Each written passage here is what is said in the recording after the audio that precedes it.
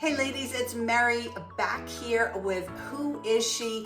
This time, so we're getting close to the end. September is coming, and that's gonna wrap up our year together. But this time I wanted to start putting all of this work that we've done all year long so far, and I want to start gathering it all together. So I know that for me, sometimes I can get scattered. I've got pieces of paper all over the place. I've got notes stuffed in my Who Is She notebook. And I want to start putting it all together so that in the next coming months, I'm going to have like this depiction or this picture or this path of how I want to show up in my next decade. Hey ladies, it's Mary back here with Who Is She? This time, so we're getting close to the end. September is coming, and that's going to wrap up our year together. But this time I wanted to start putting all of this work that we've done all year long so far, and I want to start gathering it all together. So I know that for me, sometimes I can get scattered. I've got pieces of paper all over the place. I've got notes stuffed in my Who Is She notebook. And I want to start putting it all together so that in the next coming months, I'm going to have like this depiction or this picture or this path of how I want to show up in my next decade. I want to call this like decade thinking. So wherever you are in your journey, so for me, it's going to be, I'm starting my 70th decade. And for you, you could be in the middle of a decade. Like you could be, I don't know, 42. But take a look at this as wherever you are in your journey, like 10 years, which is a pretty long span of time. I usually only like to work in the most 5-year pockets of time because 10 years, there's so much that can happen. Like when I look back at what I have done in my 60th decade, blows my mind. Never thought that any of that stuff, not even close, could have these opportunities could have opened up for me. So in this, looking at doing another 10 years, I really have no idea what is about to the opportunities that are going to be there, the people that I'm going to meet. However, what I want to focus on and what I would like you to take a look at is how am I going to show up? You know, I talk to young people all the time, and I'm constantly saying to them, dress for the job that you want, not for the job that you have. So if I apply that same thinking to me, and it's not dress for the job that you want instead of the job that you have, it would be dress for the life that you want rather than the life that you have. How can I continue to feel good, feel young, feel relevant, look good, feel sexy, be sexy, feel abundant, have abundance, spend wisely, have people in my life that are young-minded, be open to meeting new people, learning new languages. Dang, this Polish thing is still kicking my butt. So these are the things that I want you to think about. Now, in order to do that, decade thinking, we don't want to, like get freaked out over, we have to know what we're going to be like or do where we're going to be in the next, at the end of 10 years. However, I want you to take a look at who you are going to be as you step into this decade. Got it? Okay. Decade thinking. You might think of this as a type of vision board, because what I want you to come up with is a visual. And the visual is you, not your life, not what you're going to be doing or where you're going to be going or any of that. I want this visual to be you. Kind of like in my Pinterest app, I have a board called My Style. And that the things that I have in the My Style section of my Pinterest boards is not only clothing, but a confident looking, feeling woman. So how do I get there? Now, a lot of times, I'm going to do some drawing here. A lot of times what I tell to people that take for instance, my vision board workshops, is that to take a piece of paper and let's work in quadrants. So take a piece of paper and break it into quadrants. That way, we can focus on one part of our life at a time, one section of a whole person, because we always have to talk about the whole person, one section of the whole person, so we can see where we need to put our energy, what parts of us that we have a really good handle or understanding of, where we are in the spectrum of whole body thinking. So at the top of these sections, we're going to talk about these, we're going to name these 4 quadrants. So we're working in pockets, so to speak. So the first pocket we'll call wealth and abundance.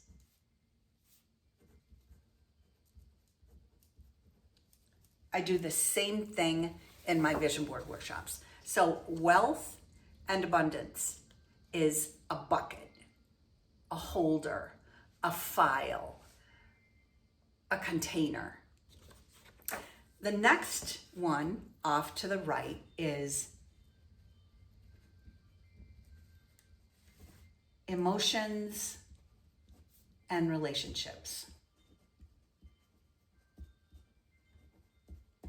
Emotional reflection.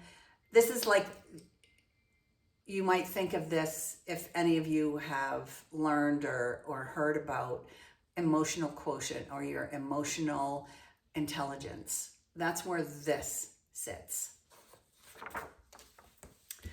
The next one is your spiritual self. So your spiritual self doesn't really have anything to do with your religious beliefs. It can be if that's what you want it to be, but it's more about how do you get centered? And that for you could be, a church or someplace that you go to instead of going inward. So whatever that means for you. And then the next one is health and wellness.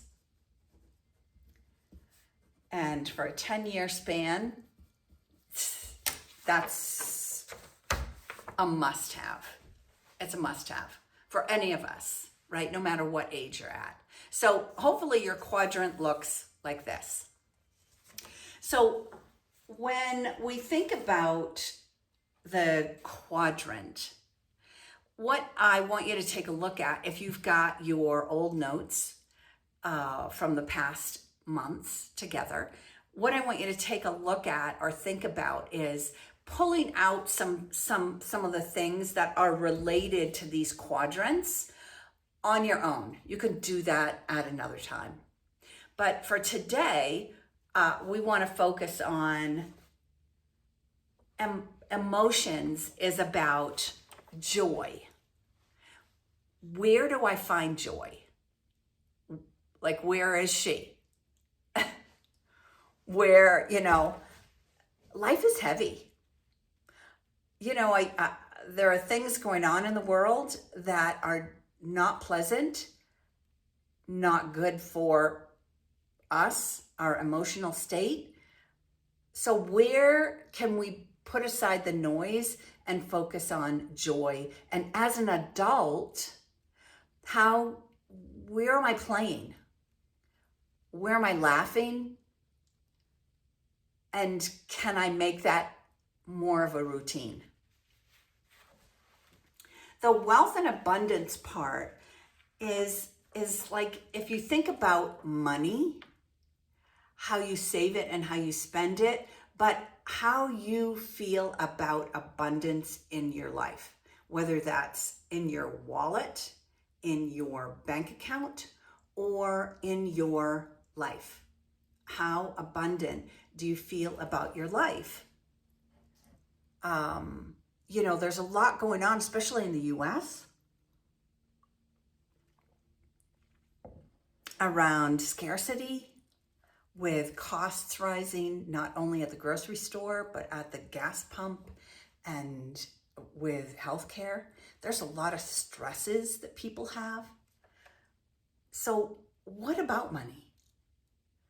Do you have enough? Do you need more, want more, desire more? And then how does that translate into how abundant do you feel in your life? So that's the thought process behind that quadrant. The next one is spirit, your spiritual self. Where do you go to get quiet? Like, I like my quiet time every day. I go for quiet time. Sometimes I end up falling asleep at quiet time, but most often I am going into a room by myself and I'm closing my eyes, whether sitting up or laying down, but I close my eyes to stop the noise. It helps me to clear my head. I focus on my breathing and how it sounds coming in and out. I can refresh my energy level, which gets depleted with everything that's going on. So how do you quiet the noise? Not the noise necessarily in your ear, but the barrage that we get. Do you know, I was reading a report the other day. Do you realize that we touch our cell phones? We touch them. We pick them up and touch them on average over 2,200 times a day. 2,200 times in a day, you are going to touch your phone. It doesn't matter if it's to move it, to plug it in, to pick it up, to look at it, to check messages. It doesn't matter how long you stay on your phone. It's that connection, that addiction that we have to it. How do you stop the noise? And then the next is, how do I look? How do I look for my 70th decade? When I look in the mirror, what do I see back? And this would go under my health and wellness. So this look that I have in my head, ooh, it's about to thunder and lightning here. I'm in Idaho. What's this look like, my style page on my Pinterest and how I think I look? do I really look that way? And how do I get that way? Not only in my clothing, but how am I taking care of myself? Am I doing that consistently? I saw a post the other day on Pinterest that said, I love myself enough to exercise every day. Whoa, I love myself enough to exercise every day. Could that be a new mantra for you? Like, I don't know. Maybe. So let's take a quick look at these quadrants. Okay, let's go back to wealth and abundance. Describe you as financially abundant in the next decade. What are you going to do? If you don't feel that way now, what step can you commit to doing? Taking a look at how you spend and how you save. Maybe learning how to budget. I've been asked to do a video about budgeting, which has become like my new hobby. So it's how I've been able to live this amazing life, really. But how over the next 10 years, how can you improve it maybe even with the same that you've got right now? Like how can you improve it? Maybe you can share information or an expertise that you have online and get paid for it. Get a part-time job someplace. I know that, let me see, when was this? I was still living in Maine. This was probably, I'm gonna say late 1900s. Oh my God, that sounds so weird. Maybe like 1999, 2000 maybe. I wanted to go on holiday and I just couldn't figure out where I was gonna get this money. So I started being a valet at nighttime at a 5-star restaurant.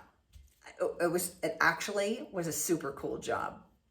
Part-time job, but it was a lot of fun because I got to test drive really, Aston Martins, Maserati. I had a blast with it, actually. Anyway, what does wealth and abundance look like and feel like to you? Abundance also has to do with who's in your life. What we do need is good, core, strong relationships that can help guide us through to our destination, through to what it is that we're trying to achieve. So for instance, if you say you want to start saving money for a vacation and you know how much you want to budget for it, and you're at a friend's house and say, oh, let's go shopping, and your friend says, well, wait a minute, what about that vacation you want to take? Those are the kind of people that you want in your life, instead of, hey, yeah, let's go spend all this money you just saved. So wealth and abundance. What does it look like? Who do you look like in that? I want you to be able to describe you and how you feel about your wealth and abundance in all areas. Now, let's move on to emotions and relationships. So emotions and relationships, again, I just said you don't need lots of people around us. We need some good core people. And maybe you need to go find them. And what I say to people, a lot of people who follow me that say, where do you make friends living overseas? And I mean, go where you would go. Do the things that you like to do, because those are your people. If you like to play golf, you want to go hang out at a golf course, go to the golf course, go have lunch there, go take a class. If you like to do yoga, then those are your people. Like if they like to do the same things that you do, those are where you're going to find friends. And that's how I've been successful in living overseas, is doing the things that I am naturally drawn to, or even some of the things that I've never tried before that I've always been like, I'd really like to try that. And I go and give it a try. Sometimes things work out and sometimes they don't. But go where, if you're looking to build a really strong tribe, like you need to get rid of some people to call some people forth in your life, then go where you want to go hang out. If you like a particular kind of music, then you want to go to where that music is at a local pub or a local bar and hang out and see who you end up talking to. You're the one that's got to strike up the conversation though.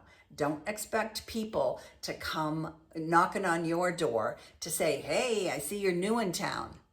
That's not generally how it works. You're the one that's got to do the work. I say that all the time. You're the one that's got to do the work. You got to put in your time, so to speak. That's how you build strong foundation for your emotional regulation in loneliness, depression, joy, excitement, curiosity. Like all of these things are tied together, because when you're not doing the work, then you get to play the victim mode. We want to stay out of victim mode and stay into what can I do mode. How do I get out of my funk mode? I actually have to move. I actually have to put one foot in front of the other and get out of my own way. Okay, now let's go on to the next one. Your spirit self. Again, I talked about how to quiet the noise, but what does spirit mean to you? How do you stay centered? How do you recognize your gut instead of just pushing through something and not recognizing when something feels off? Like your body is going to give you cues. How connected are you to your body that will tell you that you're off and that you need to listen to your heart, which would be your spirit center, right? How do you know that you have dropped down into your heart instead of staying stuck in your head? Can you recognize that? And how can you get more of that? What are my gifts and talents that I have to share with the world? What is a gift or a talent that I want to learn more about? Like somebody told me just the other day that we are 10 degrees away from being genius level. So something that you like to do, for instance, the only reason that people don't, look at you as the genius in that area is because you don't believe it, number one. Number two is you haven't done the work. You can drill down further into that passion that you have, spirit center. Where's the passion? Where's your joy? Where's your heart center? And just delve into that deeper so that then becomes part of who you are. So if I'm going to carry this spirit with me, my heart center with me over the next 10 years, how do I stay focused on doing the things that bring me joy? How do I then set up boundaries and say, no, that's not something that I really want to do today. Maybe next Friday I can help you with that. But today I've got other plans. How do I stay focused on being true to myself? Dropping down into my heart and being true. The next thing is my physical body.